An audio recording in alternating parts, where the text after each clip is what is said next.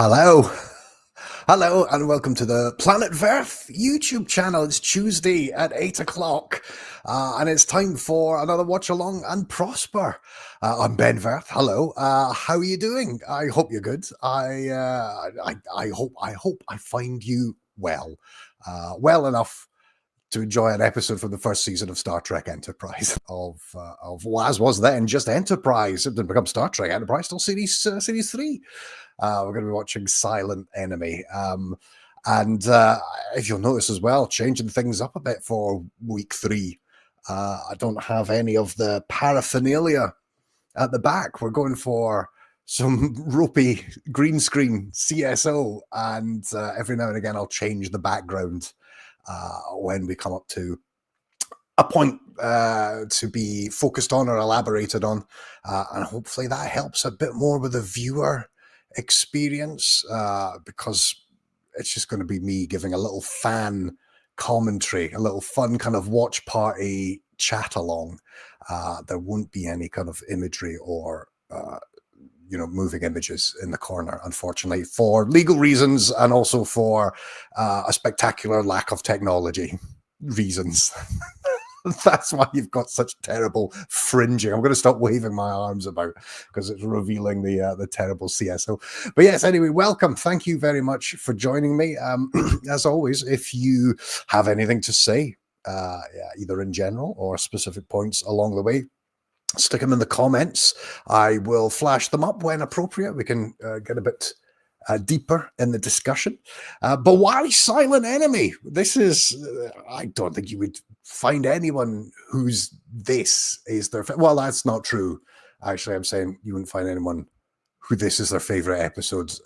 According to the writer of the episode, Andrew Bormanis, this is his favorite episode.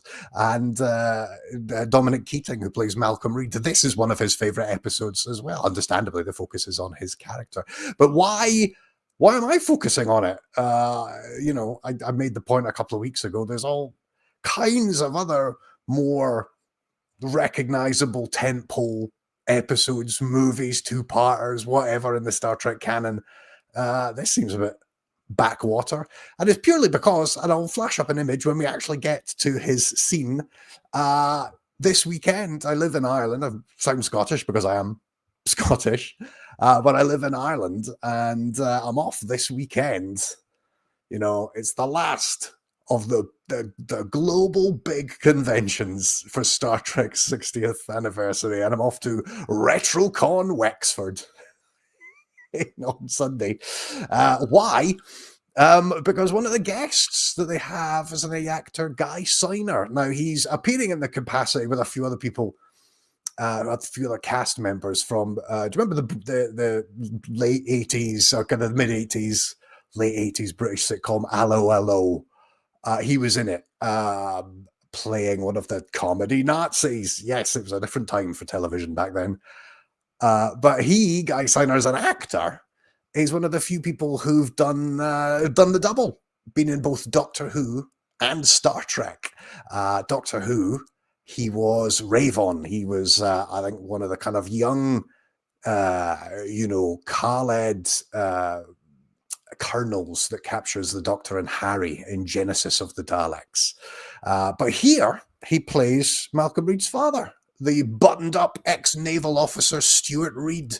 And I thought, for nobody's benefit bar my own, I thought, you run a watch party on the internet, why not stick on Silent Enemy and watch one of the performances of the people that you're going to go and get a DVD signed from that weekend. So that's why we're doing Silent Enemy. But I will argue that this is, and no, it's not a classic. Let's not go crazy. Everyone just settle down. It is, though, a much better episode than a lot of people give it credit for, including myself, who was incredibly dismissive of it when I first saw this 25 years ago. This is the 25th anniversary of Star Trek Enterprise. I guess we're kicking it off in some kind of style, watching Silent Enemy rather than say Broken Bow. Although the watch party, Watch Long and Prosper, we will get to Broken Bow in I think it's the end of September. Oh, excuse me. Oh my goodness. professional. So that's what we're going to do. We're going to watch Silent Enemy. I've got my little drink. It's some wine in a little in a little pineapple novelty plastic cup. It's because pineapple plays an extraordinary role at the end of this episode. So let's, without further ado, again, if you're watching, I can see a few of you are. Thank you so very much for being part of this. If you've anything to add, stick it in the comments and we'll pop it up at the appropriate moment. But, so usual thing, Enterprise doesn't have any remastered versions or any enhanced CGI versions. There's not multiple versions of a given Enterprise episode to choose from. It's just your bog standards, whatever you're watching. But as I've said before, if you're watching it, say, on Paramount and there's the idents that get in the way, yada, yada, yada. If you're watching it on DVD and it takes a bit for the menu to kick in, what we're going to do is we're just going to hit play, and then when the episode begins, hit pause, and then we'll do a countdown from there. We'll all press play together, and then we'll all be exactly the same page. So just going to hit the play button, and then the menu is dissipating, and then pause. There we go. Perfect. Okay, so I'll just do a kind of 3, 2, 1, press play. 3, 2, 1. Here we go. Press play. Start of the episode, and they're deploying communications buoy Echo 2. Echo 1 was deployed in the previous episode, Fortunate Son, and it's a way of building a kind of a more secure and faster communication back to Starfleet Command, back to Earth. Where exactly is Enterprise at this moment? Well, according to a couple of books, Stellar Cartography and Star Maps books, I can't remember who did the Star Maps, but Stellar Cartography is Larry Nemechek's book. They're in the Beta Quadrant. Both of these buoys are being deployed in the Beta Quadrant, which makes sense because the series begins them trying to take the Klingon back to the home world. So they're probably it's not an, you hear so much about the Alpha Quadrant from Voyager and Deep Space Nine. For at least the first season, Enterprise is in the Beta Quadrant. Romulans, Klingons, that kind of thing. But here we're coming up against the chief mystery of the episode. It's the mysterious alien ship. More on that. Let's change the background so we can have a look. More on that. Look at that. There it is on the view screen of the Enterprise. More on that later on when we come to talk about who are these people, or weird sub-Mars attacks mushroom guys when we see them later on. And we learn in this cold open nothing about them. Now here we are, our first encounter in Watch Along and Prosper with the Enterprise title sequence. And okay, fun fact, let's start it this way. We all know it as Faith of the Heart. That's not what it's called. That isn't what it's called. So the original version of the song, sung by Rod Stewart for the film Patch Adams, that was called Faith of the Heart.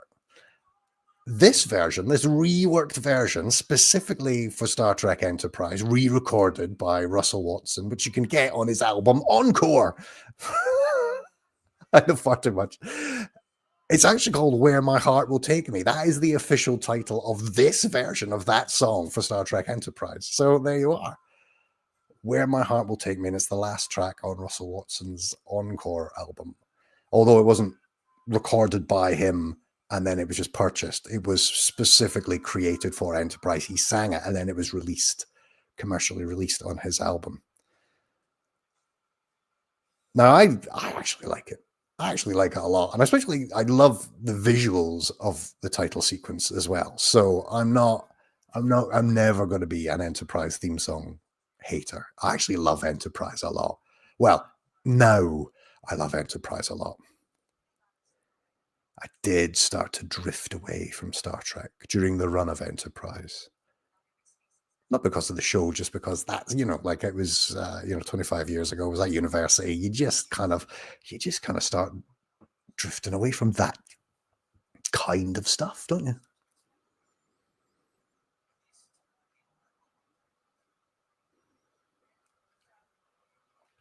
So we're getting up now to the reason why we chose the episode. And here's Archer and Hoshi. And they're starting to be a little bit conspiratorial. Something is going on. And why is that? Well, hold on, let me...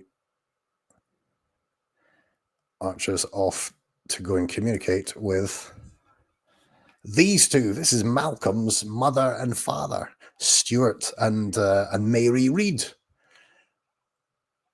Now, the whole episode is ostensibly trying to find out more about Malcolm through the lens of the captain wants to do something for his birthday, which is coming up.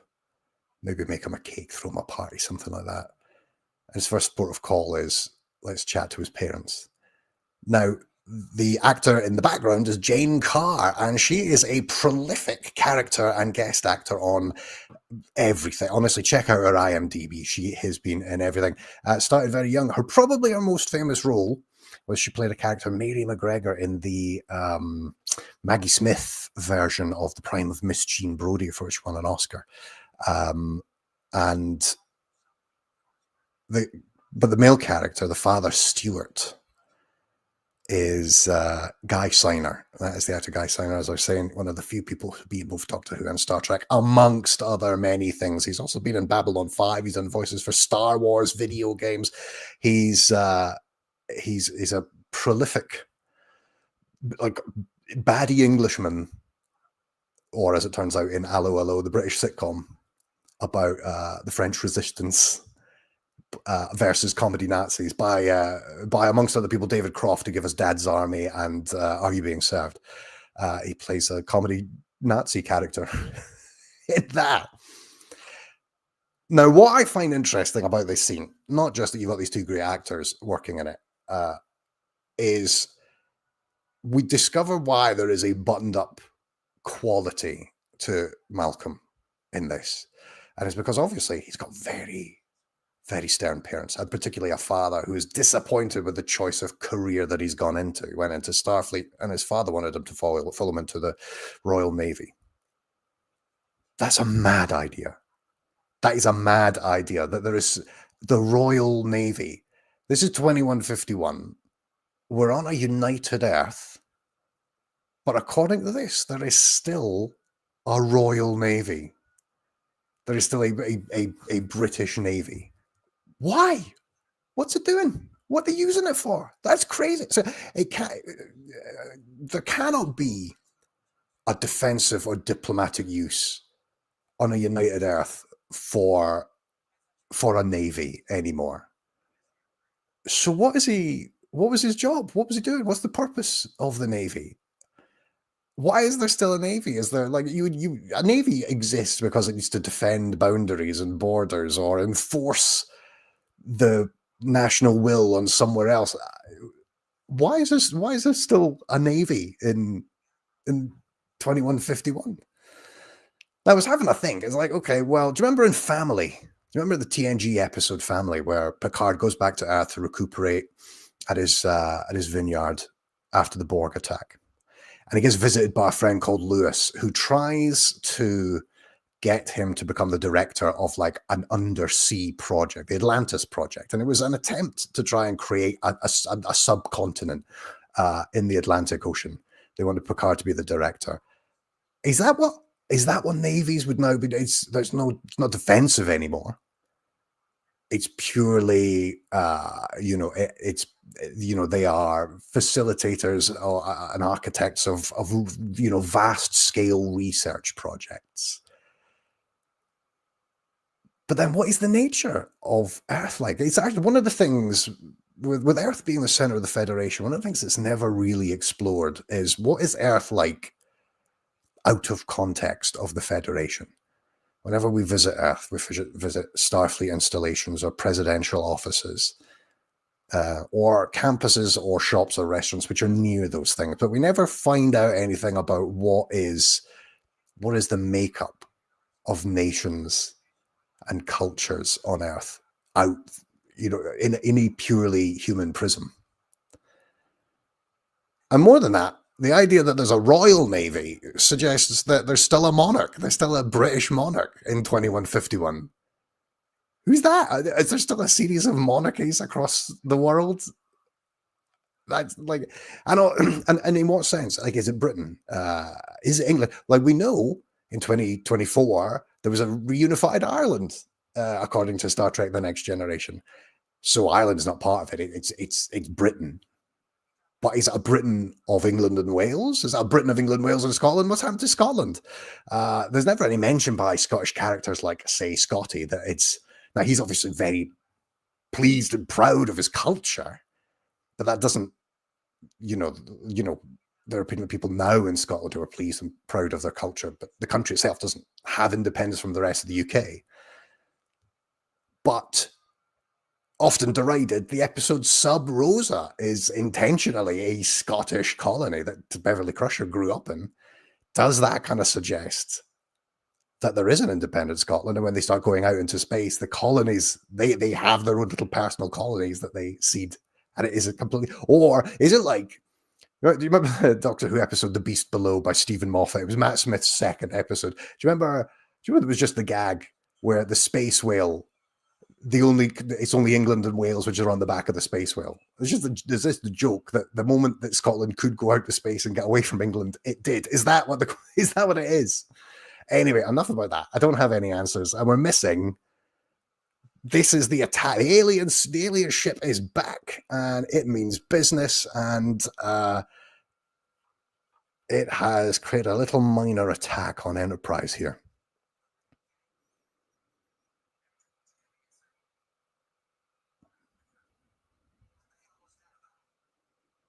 Now, this episode is written by Andre Bormanis, and he was the science consultant for Star Trek. He joined towards the end of Next Generation, and he was the science consultant for Deep Space Nine and Voyager.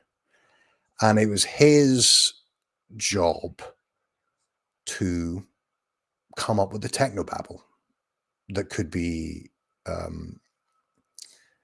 credible but also sayable for the actors.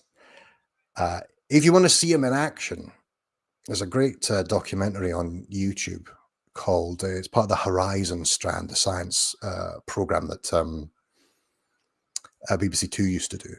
It's called it's called the Science of the Final Frontier, something like that. It was broadcast as part of Star Trek's Star Trek Night. Sorry, BBC Two Star Trek Night back in 1996. The whole thing is up on YouTube. In fact, there's a couple of different uploads if you want to relive that nostalgia, and it is great. Do you remember back in like the 90s and early 2000s when BBC used to do themed programming? And I don't mean just like chuck out repeats. They commissioned like big like quizzes and interview shows, and in this case, Horizon, the science of Star Trek. Anyway, it's presented by Andre Bormanis, and you get to see him in action, being on set, giving actors alternative lines or try to work them through the science of what's behind the scene. There's a nice moment where he's on the scene of the shoot, this third season Voyager episode, where Harry Kim and Tom Paris get kidnapped into an alien prison. It's great. You should check it out, either as part of one of the uploads of the full Star Trek Night, or the documentary itself is on is there by itself. But you get a sense. I mean, the most fascinating thing is you get to see his office, you get to see his desk, you get to see one of the production rooms of Star Trek in the 90s, and it's just littered with like Star Trek scripts and videos, and it's just such a nice little look into Star Trek production, which, although there's a lot of books that are written about that period of production, there's not a lot of visual evidence of you walking around the studios and getting to see the art department and the production offices. This is his first episode for Enterprise. although he wrote a good few 20 something of Star Trek Voyager towards the end of its run, starting with Fair Trade. He wrote Demon, uh, the planet of sentient silver that creates doubles of Voyager and its crew, and ultimately was quite tragic. And he would go on to write the Enar, and have a hand in Terra Prime at the end of Enterprise's run. So nominally, this story is about trying to find out something personal about Malcolm. It's not really an episode about trying to find out about Pineapple, as we will find out in the end. It's a journey where we get to know Malcolm. And I think actually this A storyline, the building of the weapon, the building of the phase cannons, is more revealing than just discovering he likes a certain thing in his cake at the end of the episode. Archer tries to take the Enterprise back to Earth because he feels nervous. He feels outgunned and knows that he's responsible for all the lives on board. And both Trip and Malcolm argue, well, we can do this ourselves. But it's Malcolm that makes the initial statement. It's not Trip who is the engineer. It's Malcolm who says, let us try, let us do it.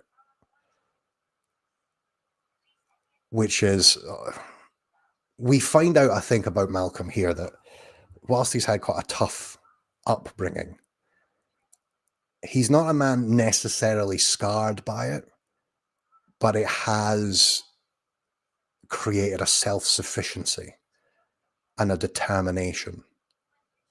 A lot of people have called him a workaholic. And I don't think it's that. I think it's that whilst there's this chase to find out what kind of flippant thing he likes, a food, a pineapple, the actual thing that really motivates him is a job well done, is the overcoming a challenge,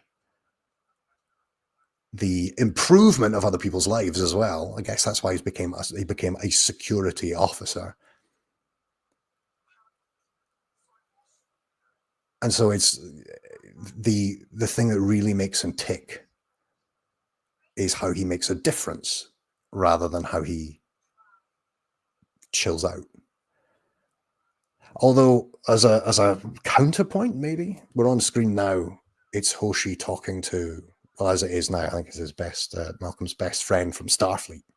Prior to that, we talked to his sister Madeline. Now, it's an odd scene because she comes across as a kind of happy-go-lucky English Rose sort, but we also met her parents as well as Malcolm. So the Stuart and Mary seem grim. They seem difficult to be around.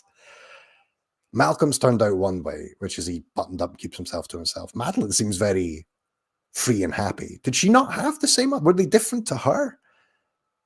At any rate, rather than her just not being able to help Hoshi in terms of what does he like, she could at this point be like, listen, he's going to be very difficult to get a hold of because, I think you've met our parents. They're terrible. She could give a whole emotional background, a little sketch as to what it is we need to overcome in order to talk to Malcolm here. But she just comes across as a bit of a friend rather than somebody who has any kind of innate information about how they grew up. I mean, was the father's annoyance that Malcolm didn't follow into the Royal Navy so great that that was the thing that defined the relationship? Otherwise, he was absolutely fine.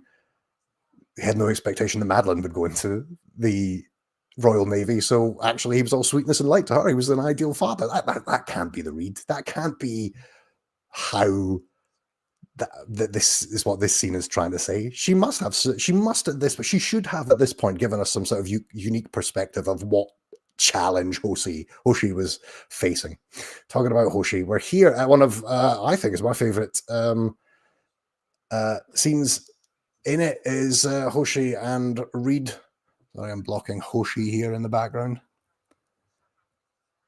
In the mess hall, and there's a complete misunderstanding of what's going on. She's trying to find out surreptitiously, what's your favorite food? Malcolm, half listening and knackered from pulling major shifts to build cannons, just isn't getting it. And I think it's wonderfully played by Linda Park and Dominic Keating here.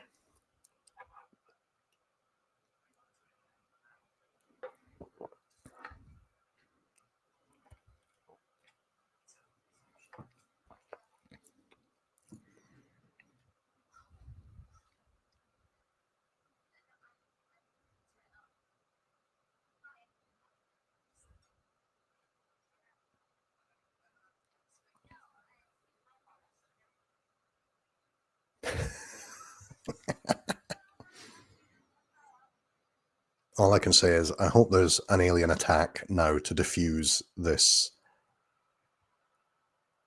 this awkwardness. And boy, are we lucky, because there is. The aliens are back. This is actually another of my favorite scenes as well. This attack, this as it is then third encounter with the alien ship.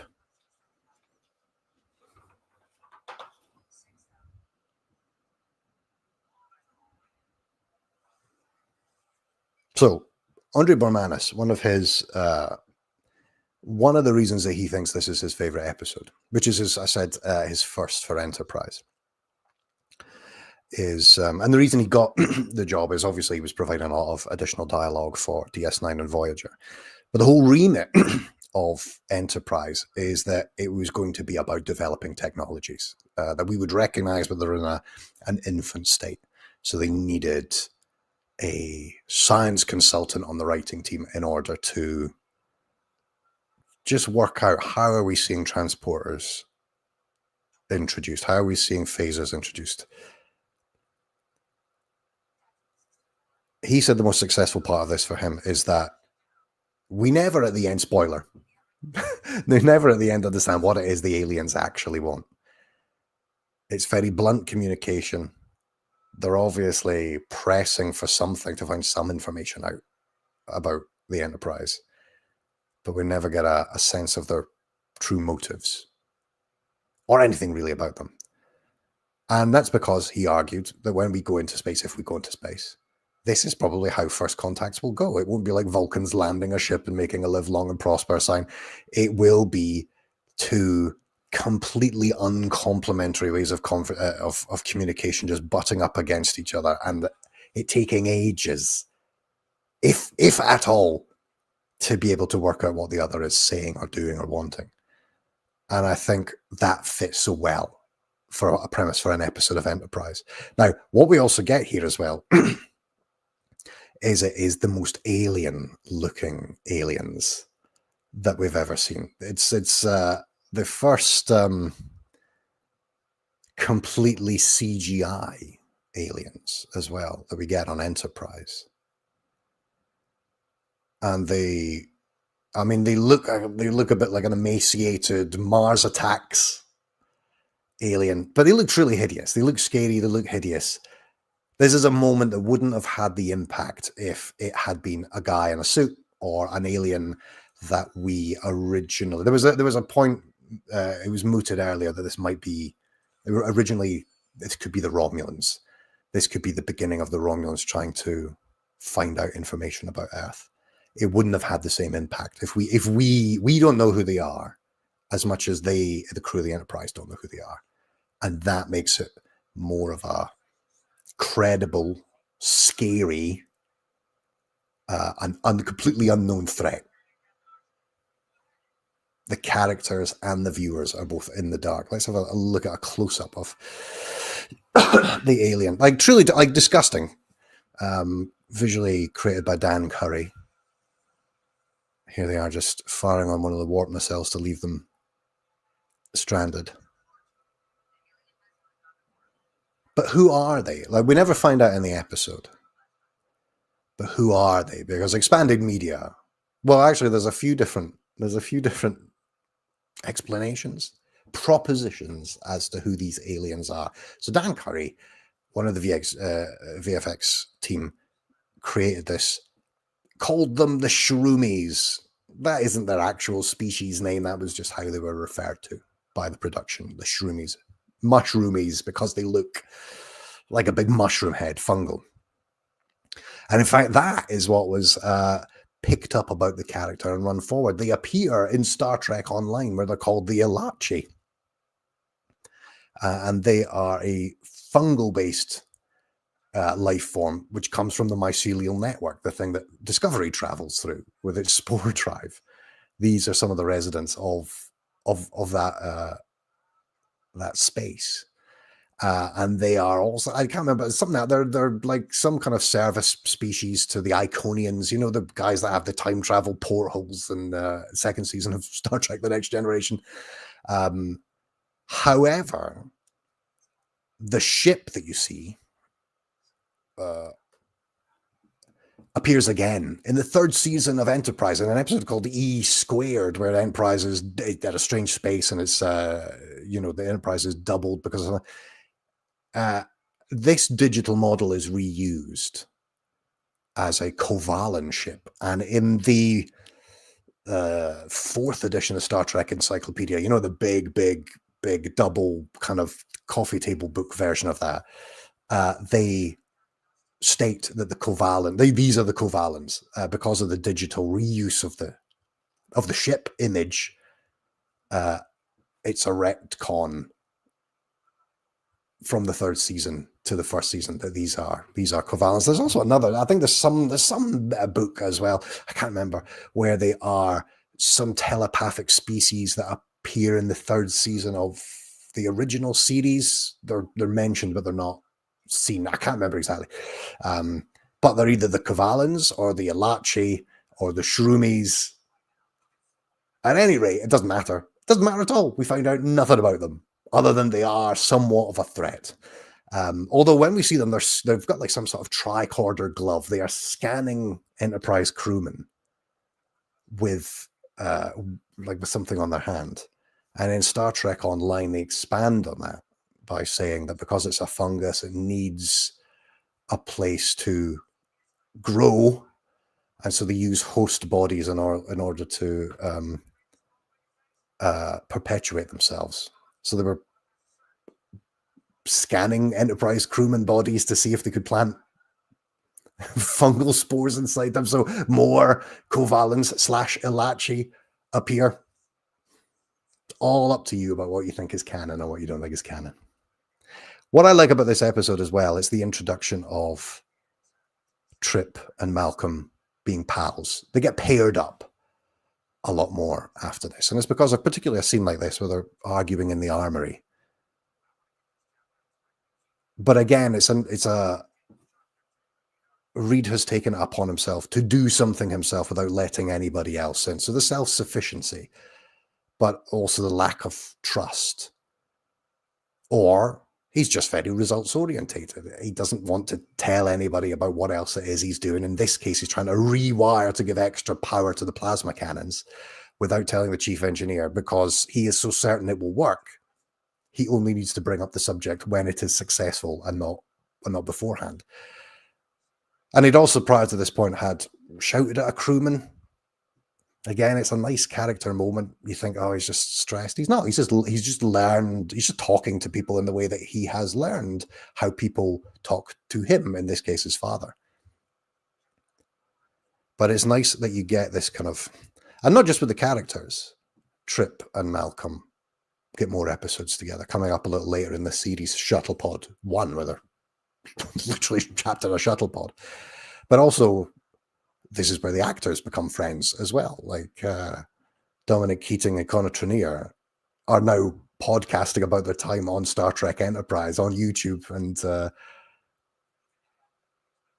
when you are researching episodes for this watch along and Prosper, it is such a treat to be able to go for an hour and spend time with the actual actors who are in the episode talking to, in this case, actually, there's a decon chamber on YouTube where they're a watch party for Silent Enemy, where they talk to Andre Bormanis.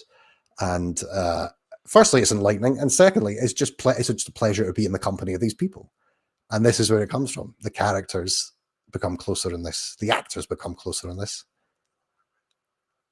It's a fairly pivotal, without coming off the screen as being obviously pivotal, episode in Star Trek. Now, this is the first time for this watch along that I've actually seen it since I first saw it going out in 2002. This was originally broadcast in the USA in January 2002, so it would probably have been towards the middle of 2002 when it came on Sky in the UK. And when I first watched this, to be honest, it felt a bit boring. It felt we get attacked by a ship. We get a kind of cool look at the aliens, but we never find out. There's no real dramatic energy because we never find out what happens or who these aliens are, what are they. And in the end, amidst all this tension, one of the crew, the communications officer, Hoshi, is just dismissed to go and try and work out what kind of cake to make somebody. It felt a bit twee. It felt a bit uncool. But watching it now, I was not mature enough back then to get it, to enjoy it. I get it now. There are so many nice touches. It's an incredibly subtle episode. And I have to admit, yes, you probably have to be in the mood to see that subtlety. But if you are, there's a lot of good stuff here. Like here's an episode here where Malcolm softens up because Trip softens up. Because Trip is a leader of men. He's the chief engineer. He's also commander. He's essentially the second in command until T'Pol comes along. So he knows how to speak to people. And he is becoming a kind of brother to Trip in a way that, Malcolm in a way that he never had. I presume he didn't have a brother. Archer's becoming a father in a way that he never had it. As twee as it sounds to say, what we find out is we start the episode seeing the kind of the dark, gruff, buttoned up English aristocratic family that he comes from and that he doesn't want to be part of. And you get this wonderful new family at the end who hang out in the armory and have beer and eat pineapple cake and let the captain lets you sleep in if you've done a good job. He's appreciative of the work that you do. Malcolm is nominally the central character here, but this episode is about the real binding and building of the Enterprise crew together. Now that, because of the hard work that the engineering and armory team have done to give them weapons, Archer can feel a bit more sound that they can defend themselves going out into space. Where at the beginning of the episode, he felt sheepish and embarrassed. There was a scene, sorry, I was talking over it, but there was a scene earlier where he was talking to Trip where they felt that they had to contact the Vulcan High Command to tow them home from the attack by the ship.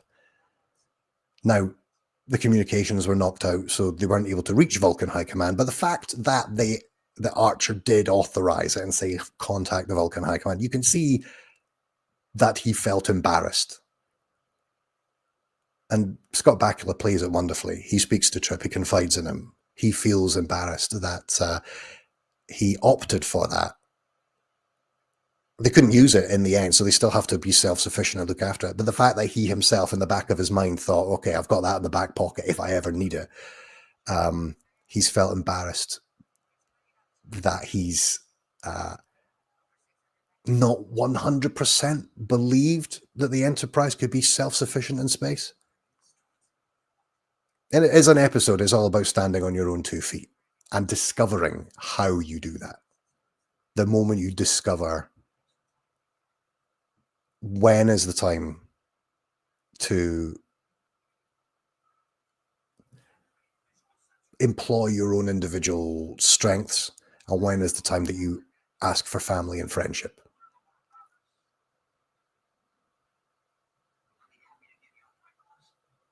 So the aliens have stuck up a fire alarm in the corner of the cargo bay, and it is overloading. You got a really nice explosion scene a few moments ago, and Archer is a badass. Like Archer has gotten, but we're halfway through the season. It's only now they've discovered that maybe they're outgunned by the rest of the ships that they encounter in space. And because prior to that, the only thing they've actually needed is the oratory and rhetoric of a steely Scott Bakula. And that has got them pretty far, particularly in as I said, the Beta Quadrant, where you've got all the big Star Trek enemies hanging out. So here's another pretty pivotal scene for a number of reasons. Hoshi goes to Dr. Phlox. Any idea what Malcolm's favorite food might be? And it's a good, like, you can always rely on a good, bumptious comedy performance from John Billingsley. I love him. I think he's great. I think everyone thought he was going to be a bit of a Neelix character when we first saw him. Couldn't be further from the truth. Although, having said that, I quite like Neelix. So.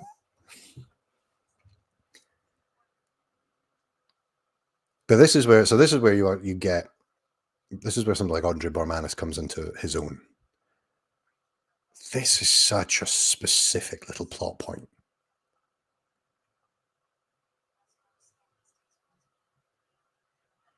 Reed takes bromelain injections so he can eat pineapple.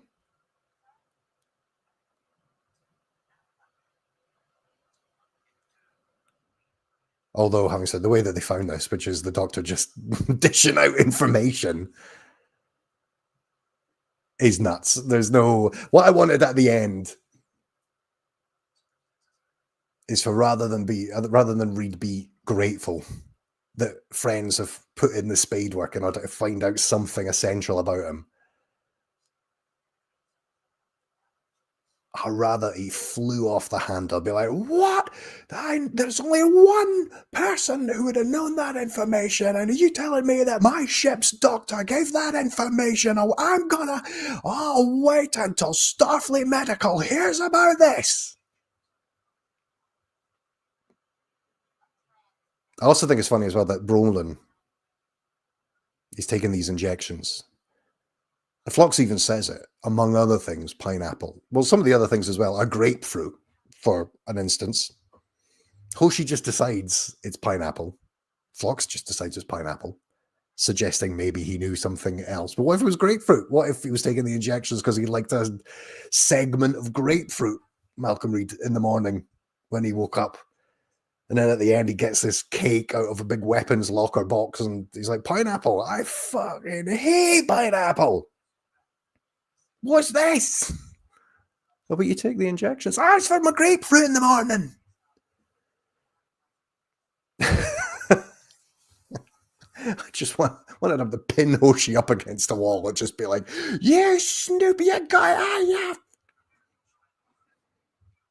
I'm kidding. I don't think that this has. Anyway, the aliens are back.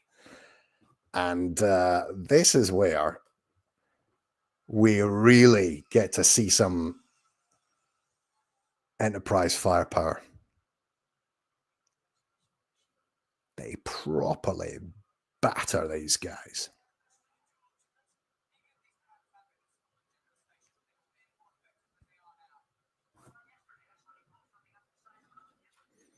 It's mad that the phase cannons now, and all they had was just torpedoes. Which I guess is a nice kind of symmetry. If you were watching the Watch Along and Prosper last week, where I was talking about Arena from the original series. Arena was the first time that photon torpedoes as a thing were introduced to the series, were mentioned. Prior to that, there had been phasers, and then there was photon torpedoes. Other way, in the actuality of Enterprise, there was torpedoes. That was the chief weapon they had. Halfway through the first season, they get phase cannons, but phasers.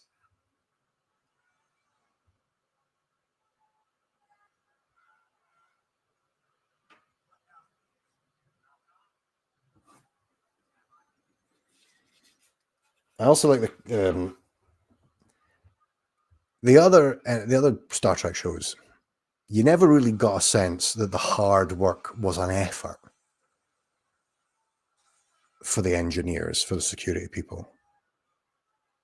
In this, they've been working 3-4 days straight in order to get the phase cannons online.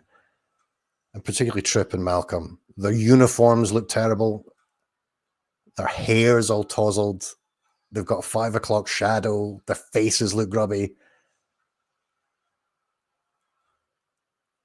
It looks like they have been properly living with this invention and doing some like hard seat of the pants kind of work. Okay, so anyway, there we are. That was it. We got rid of the aliens. We never see them again, apart from in Zindi space in this 3rd season as Kovalans. And I'm actually glad that we didn't get to find out more about them. Particularly that middle scene where we first see the aliens actually on screen. I should say this is directed by Vinrick Colby, who is maybe the best Star Trek director. He's certainly done all the big stuff. He started working, first episode was Where Silence Has Lease in the 2nd season of The Next Generation, and he worked all the way through TNG, things like Darmok and All Good Things, into DS9 and Voyager. DS9, he did he could do any style. He did Arman Bashir and The Siege of AR 558. 2 incredibly different episodes in terms of look and content and tone.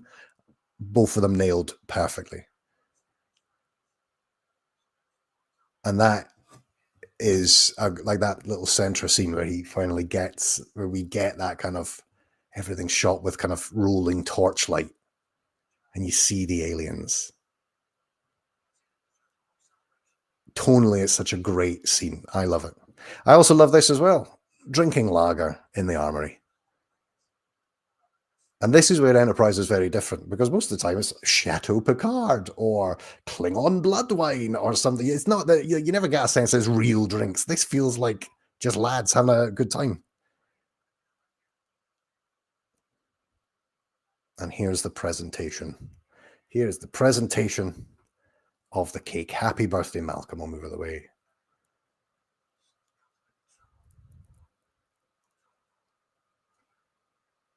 I love Dominic Keating's performance in this. He's ill at ease,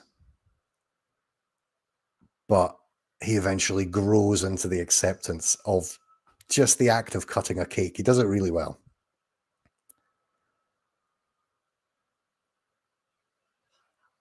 And he does it like, as an actor, he just say the word pineapple, nails it. Like we've had such a strange episode. It's been life, death, and now at the end of it, it's just purely about like the celebrating of a birthday, where somebody who has gone all out to protect Enterprise is finally receiving, to some degree, that love back, and that he has meant something to a crew over and above just building something for them, protecting them, doing his duty for his ship. There's more to it than that.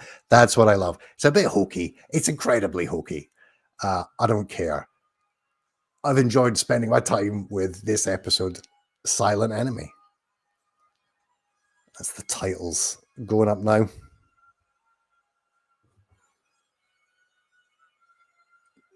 Let's get back to...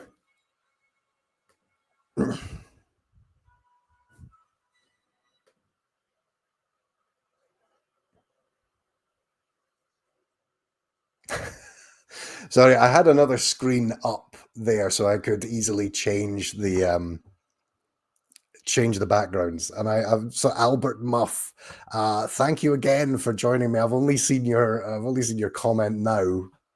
I'm watching on delay, but I'm pleased to see the CSO is almost as good as it was in Underworld, and that is very comforting. Underworld, the Tom Baker Doctor Who story, which is notorious for,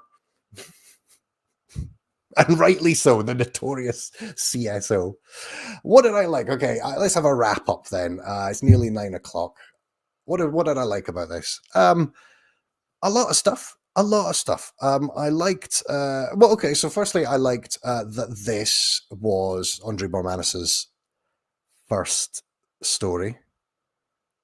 Felt good that someone who was so essential to the success of DS9 and Voyager was rewarded by being put on staff and contributing to this, but also some other really great episodes to come as well in Enterprise. This was also the first new composer. Get his name right. Velton Ray Bunch. This is the first time Velton Ray Bunch composes a score for a Star Trek episode. He will do 3 more in this first season, along with Jay Chataway and McCarthy. Forgotten his name. Oh, that's ridiculous. He'll do the next one. He does his Desert Crossing, which is another Andre Boranis script, and he will eventually win an Emmy for Similitude in the 3rd season as well. I think he did really good suspense music in the suspenseful bridge scenes and the alien invasion scenes. I think some great performances in this. The only kind of quibble that I would have is, why is it Hoshi's job to go and do this? They've encountered an alien species. They're having trouble communicating. Is there no information at all that could be garnered from the encounters that could be used in order to extrapolate a way of communication? I mean, they leave a device aboard the Enterprise. Is there nothing? There's nothing in there. It was so comprehensively destroyed by Archer's phase pistol that there was no way of accessing the information on the technology in order to see how it might be programmed, what language the technology might employ. She is one of the bridge crew and fairly essential, but she's been dismissed to go and do the comedy, like, B plot line. Why was it Hoshi? Because there's never really anything else between Hoshi and Malcolm for the rest of the run of Star Trek Enterprise. Why is she just dumped with it? Feels maybe a bit sexist, if I'm honest. Because as far back as now, we're hearing mention of Chef, the chef that was originally pitched might be William Shatner in the 3rd or 4th series of Star Trek. That was an idea that was floating around, that maybe if you didn't get Kirk himself back, you got the actor William Shatner and he could play somebody like the Chef. In the end, that episode, or that idea, grew into Jonathan Frakes playing Chef in These Are the Voyages, the hologram scenes, because the Chef keeps getting referred to throughout the season throughout the series as being this Guinan-esque figure that you never get to see. You never get to see him, which I think is quite funny. After Neelix, who is the Chef on Voyager, maybe has a bit of a fan backlash against him, they decide to also have this Chef character who's very important to a lot of characters' mental health and well-being, but we never get to see him. We just, like, he's shut out. But surely if he's going to be cooking the cake or baking the cake or creating the party spread, that would be the natural character to go and snoop out something remarkable about Malcolm Reed's taste buds, rather than the communications officer, who, as well as dealing with this enemy attack, is also trying to set up the relays that will boost the power of communication back to you. Now, obviously, the two buoys are destroyed by these aliens, but before that, she's having to run like tests and I guess program time for the crew to start speaking to home again. It feels like she's got a lot on her plate, but the priority is working out, what does this guy like to eat? I feel it's probably a bit sexist and a missed opportunity for us to introduce a fun Enterprise guest character, the Chef, actually get to meet the Chef. Other than that, I really bloody enjoyed Silent Enemy. I hope you did as well. I'm probably going to pop off now. I think that's it. We've had our hour. I'm not quite sure what's going to happen next week, so stay tuned on my Instagram. Follow me at Planet Earth, and we can work out what we're going to watch. There's a few options. It was either a toss-up between basics, because obviously we're getting close to the 60th anniversary of Star Trek, but we're also getting close to the 30th anniversary of season 3 of Voyager. And we kick off a few days after I would do the watch along with the 30th anniversary of Basics Part 2. So I was thinking, okay, well, should we do the 2 parts, the end of season 2, the beginning of season 3, or just get in the mood for celebrating Star Trek in its 60th? Watch something like Trials and Tribulations or Flashback. I'm not quite sure yet, so bear with me. But for now, thank you very, very much for being part of this. Thank you for watching, doing this with me live. Thank you for watching on catch up, if that's what you've done. Hello. Like and subscribe. I could never remember to say those things. This is YouTube. It's part of the language. You're supposed to say that. Like and subscribe. Or if you're listening to the audio version of this podcast on SoundCloud, hello and thank you for doing that and downloading. All of it is much appreciated. Having said all that, time for me to go. I was Ben. That was Silent Enemy from Enterprise. We'll see what happens next time, but I hope you did watch along and prosper. And I hope you have Tuesday now. I hope you have a great rest of the week. Thanks very much.